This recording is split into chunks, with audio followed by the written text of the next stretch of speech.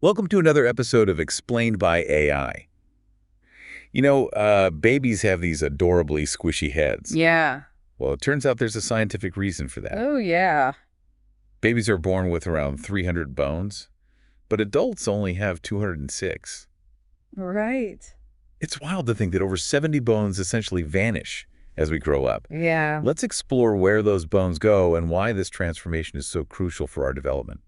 Those bones don't actually disappear, they fuse together. Okay. Imagine a Lego creation with tons of small pieces that eventually get combined to form larger, more solid structures. That's kind of what's happening inside a baby's body. So it's less about vanishing and more about merging into a superskeleton. Right. What's the advantage of starting with so many bones? Flexibility during childbirth is a key factor. Okay. The skull bones are connected by soft spots called fontanelles, Mm-hmm. allowing them to overlap as the baby passes through the birth canal. That makes sense. Those fontanelles are pretty amazing. Yeah. I remember feeling them on my niece's head when she was a newborn. Yeah. Those fontanelles also allow for rapid growth in the first few years of life. Okay.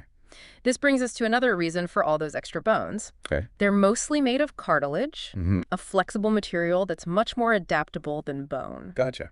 Think of it like building a house with a framework that can expand and change as you add more rooms. Okay, so cartilage provides the blueprint for the skeletal structure. Right. But how does it transition into solid bone? Through a process called ossification. Mm-hmm. It's like a slow-motion transformation where cartilage gradually hardens and mineralizes, Okay. becoming true bone. Fascinating. Yeah. So over time, this ossification process, along with bone fusion, Yeah, creates the strong, stable skeleton we need as adults. exactly. Can you give us some examples of how this fusion plays out in different parts of the body? The skull is a prime example. Okay. It starts as a mosaic of over 45 pieces and ends up as a solid dome of 22 bones by adulthood. Wow. It's an incredible metamorphosis that happens right under our noses, literally. It's mind-blowing to think about those tiny skull pieces coming together like a puzzle Yeah. to form a protective helmet for our brains. Yeah. What about other areas of the body where bone fusion is crucial? The spine undergoes a remarkable transformation, too. Okay. Those individual vertebrae, especially in the lower back, fuse together, creating the sacrum, a strong anchor for our posture and movement. That's incredible. It makes me appreciate the intricate design of our bodies even more. Yeah. Is there a reason why some bones fuse and others remain distinct throughout our lives? It's all about balancing strength and flexibility where each is needed most. Okay. For example, our ribs need to be somewhat flexible for breathing, while our leg bones need to be incredibly strong to support our weight. It's a fascinating interplay of form and function. It's like our bodies are constantly optimizing for different needs at each stage of development. Right. But what happens if this fusion process goes awry? Are there any potential consequences? There are certain conditions like craniosynostosis where skull bones fuse prematurely. Oh. This can restrict brain growth and development, requiring medical intervention to ensure proper skull formation. That sounds serious. It makes me appreciate the delicate balance of these processes Yeah. and how crucial it is for everything to happen at the right time. Exactly. The timing and progression of bone fusion are meticulously orchestrated. Any disruptions can have significant impacts on skeletal development. So we've talked about the why behind bone fusion. Now I'm curious about the how. What's going on at a cellular level that drives this intricate process? Specialized cells called osteoblasts are the key players here. They're like tiny construction workers that deposit new bone tissue, gradually bridging the gaps between those individual pieces and creating a unified structure. So it's like a microscopic construction crew working tirelessly to build our skeletons from the inside out. Exactly. It's amazing to think about all this activity happening within us without us even being aware of it. It's a testament to the remarkable complexity and efficiency of our biological systems. Even something as seemingly simple as bone development involves a symphony of cellular processes working in perfect harmony. This has been incredibly enlightening. Yeah. I'm already looking at those cute baby pictures with a whole new perspective, Oh, yeah. knowing what a complex transformation is happening beneath the surface. It's a reminder that our bodies are constantly changing and adapting, even at the most fundamental level. Yeah. And understanding these processes allows us to appreciate the intricate beauty of our own biological design. It makes you wonder what other secrets are hidden within our skeletons waiting to be discovered. Yeah, for sure. Maybe we'll uncover more of those mysteries in our next segment. Indeed. The world of bone development is full of surprises, and we're only just beginning to scratch the surface. There's still so much to learn about how these intricate processes unfold and how they influence our overall health and well-being. Well, I'm definitely eager to dive deeper into this fascinating topic. Yeah, me too. We'll be back shortly to explore more about bone growth and the incredible science behind it. Don't go anywhere. Sounds good. So we've been talking about how those extra bones in babies gradually fuse together to form the strong, stable skeleton we need as adults. It's like trading in that initial flexibility for the resilience to handle all the demands of adult life. Precisely. But here's a surprising fact.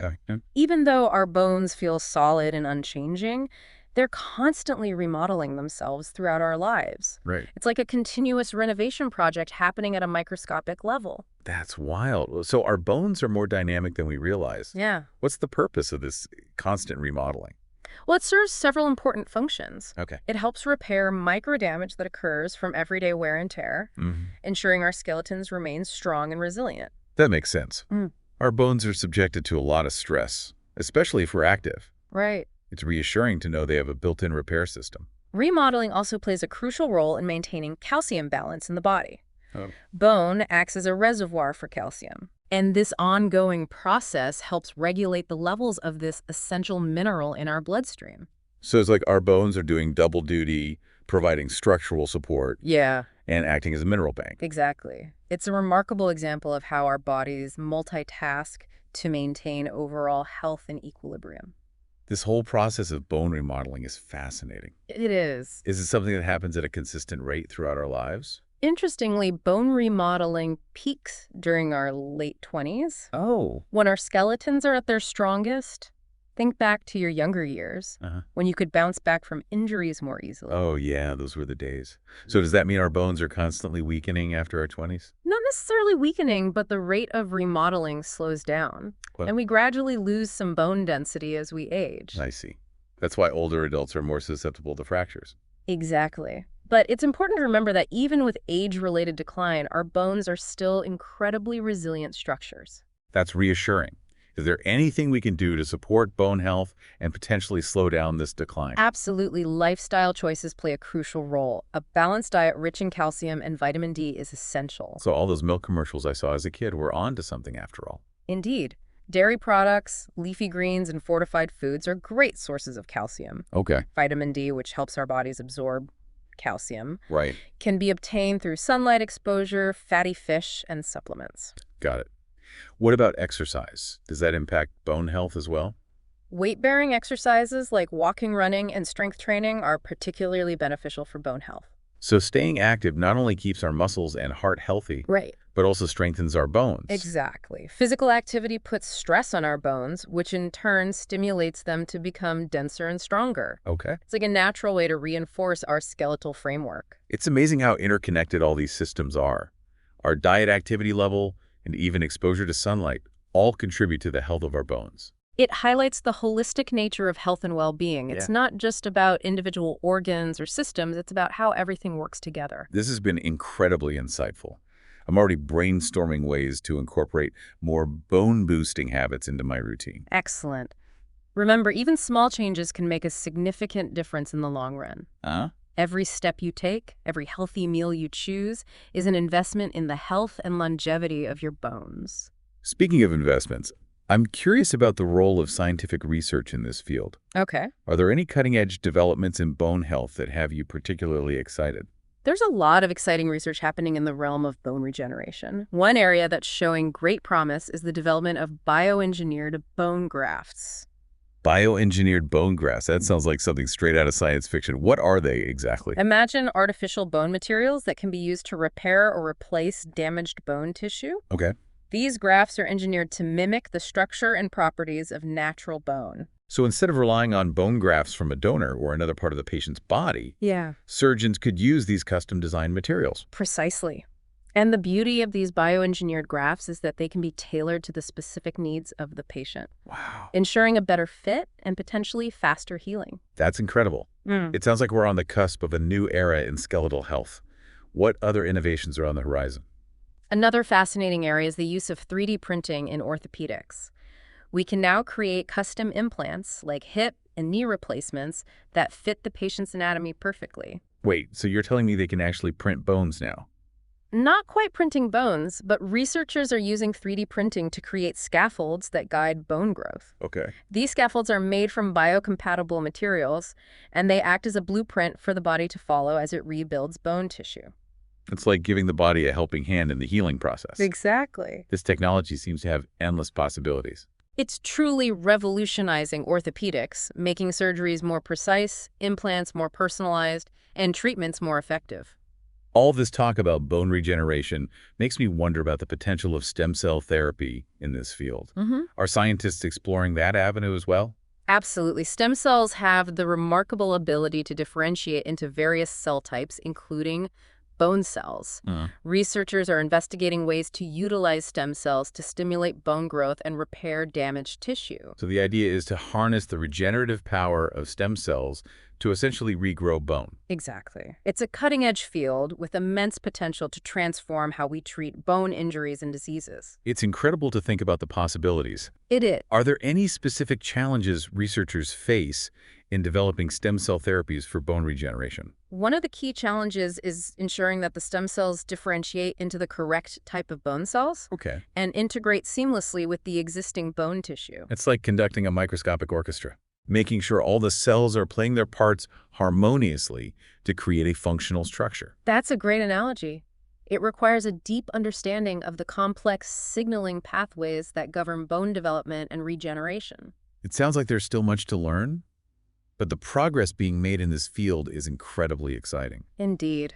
The future of bone health is full of promise, and I'm eager to see what breakthroughs emerge in the coming years. Wow. We've been on quite a journey exploring the amazing world of bone development. Yeah, from those hundreds of bones babies are born with to the cutting-edge science of bone regeneration. It's been fascinating to see how much our understanding has evolved. It really makes you appreciate the complexity and resilience of the human body. Absolutely.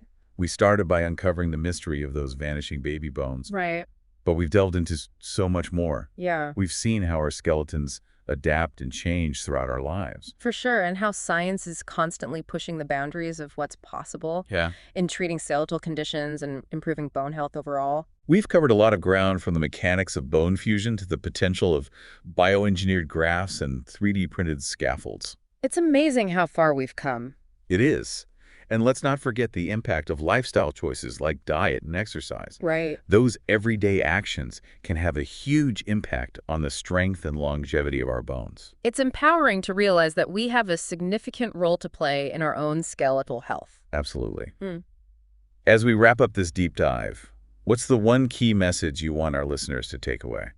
I think the most important takeaway is that our skeletons are not static structures. They're constantly changing, adapting, and regenerating throughout our lives. That's a powerful image. Yeah. It's like our bones have their own stories to tell. Yeah. Stories of growth, resilience, and the remarkable ability of the human body to heal and renew itself. By understanding those stories, we can make informed choices to support our skeletal health and ensure our bones continue to serve us well for years to come. Well said. I think we've covered everything we set out to explore today. Yeah. And I hope our listeners found this deep dive as engaging as we did. It's been a pleasure sharing this journey with you all. Do you have any topic that you would like to have explained? Drop it in the comments.